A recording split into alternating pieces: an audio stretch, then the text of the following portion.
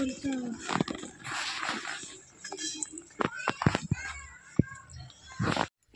Everyone, good morning, welcome to my channel lovely. তার আমাদের কিছুর মধ্যে আমরা আলাদা একটি ব্লগ নিয়ে আজ দিনটা হচ্ছে মঙ্গলবার, ব্যাক টু ব্যাক কিন্তু এই রবি সোম আজ মঙ্গল ব্লগ আমি কিন্তু শ্যুট করেই যাচ্ছি। তবে আজকে আমি বাড়ি চলে যাবো, তো ভাবলাম আজকে সেই জন্য একটা ব্লগ শ্যুট করে দিই। আজকেও ছোট্টখাটো কিছু প্ল্যানিং আছে, তো সেই জন্য ভাবলাম যে তোমার সাথে যখন সব শেয়ার করছি এটুকুনিও শেয়ার করি।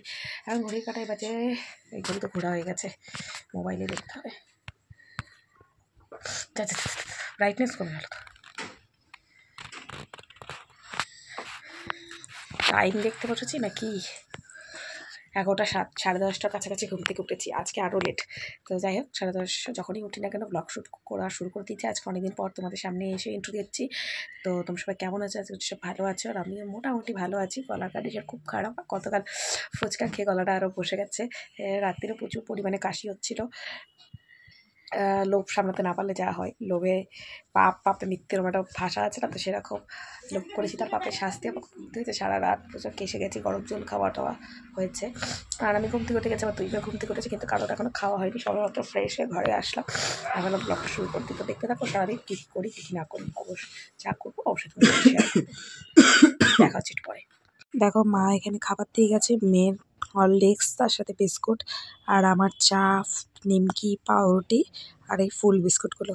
এগুলো খেয়ে বাড়িতে সময় কাটছিলাম, তাই ভাবলাম যাই মা বাড়ির থেকে ঘুরে আসি। তো মা বাড়িতে এসে দেখছি যে বুনুকে পড়াতে এসেছে, ওদের 1টার থেকে পরীক্ষা, ওদের এখনও পরীক্ষা শেষ হয়নি। আর আমি 2 মেয়ে নিয়ে ঘরের বাইরে, আমার বড় মামাদের যেহেতু ছাগল আছে, ছাগলের বাচ্চা দিয়েছে, সেইগুলো কিন্তু ওরা মন দিয়ে দেখছে। বাড়িতে এসে স্নান করে নিয়েছি, স্নান করার পর বাবা এই ধরনের মিষ্টিগুলো এনেছে, তাই ভাবলাম আমি ভাত খাওয়ার সময় খাবো না, আমি এখনই খেয়ে নিই। আর সকালে কিন্তু মা দিয়েছিল ভাত, তার সাথে কিন্তু আগের দিনের একটুখানি মাংস। আর দেখো দুপুরবেলা আজকে রান্না হয়েছে, এটা মেয়ের খাবার, রাইস আর তার সাথে চিকেন কষা। তো মেয়েকে খাওয়ানোর সময় তোমার সাথে দুপুরে মেনুটা শেয়ার করে দিয়েছিলাম। তারপরে একটা ঘুম দিয়ে উঠেই 5:30 নাগাদ বেরিয়ে পড়েছি মেয়েকে ডাক্তার দেখানোর জন্য। মেয়েকে ডাক্তার দেখানো হয়েই গেছে, ডাক্তার আবার বলেছে 5 দিন পর আসতে, যদি সিরিয়াস কিছু হয় তখন ওকে হয়তো গ্যাস দিতে হবে, কারণ ঠান্ডাটা একদমই কমছে না।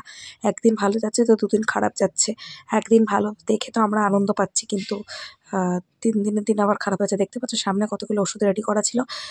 যাই হোক ওগুলো দেখে টিকে নিয়ে বাড়ি চলে আসলাম। আর বাড়িতে আসার সময় কিন্তু চপ, তার সাথে বেগুনি আর মা ভেজেছিল বাড়িতে পরোটা, এগুলো খেয়ে টেয়ে নিলাম। আর এখন দেখো সমস্ত ব্যাগ গুছিয়ে নিচ্ছি, বাড়ি চলে যাবো। দুষ্টুও রেডি, আর আমার এখানেও ব্যাগ রেডি, আর নিচেও দেখো ব্যাগ রেডি হয়েছে সবজি দিয়ে। আমার মাসি এসেছিলো, তখন আমি ভিডিওটা শেয়ার করতে পারিনি। মাসি এলো, একটা বিস্কুটের প্যাকেট, লেস আর বাতাবি লেবু এগুলো দিয়েছিল, তো সব কিছু নিয়ে যাচ্ছি। আর আমার পাশে দুষ্টু বসে আছে, ভাবছে মিষ্টু কোথায়। মিষ্টু আমার মার কোলে, মা আমার সাথে যাচ্ছে, নামিয়ে দিয়ে ব্যাগপত্র নামিয়ে দিয়ে, ও যেহেতু ঘুমিয়ে রয়েছে তাই মা আমাকে বললো চলো নামিয়ে দিয়ে আসি। অনেকে হয়তো ভাবতে পারে যখন বাচ্চা সামলাতেই পারে না তাহলে আরেকটা বাচ্চা নিয়েছি কেন। হ্যাঁ, এটা অনেকের মনে হতে পারে, কিন্তু এটার একটাই জবাব যে আমার বাবা মা এখনও আছে আমার মাথার উপরে, সুতরাং আমার কোনো অত টেনশন বা চাপ নিয়ে লাভ নেই, তাই আমি আরেকটা বাচ্চা নিয়েছি। নিশ্চয়ই প্রশ্নটা ক্লিয়ার হয়েছে। আর সামলাতে পারি বলেই নিয়েছি, এমন নয় যে সামলাতে পারি না।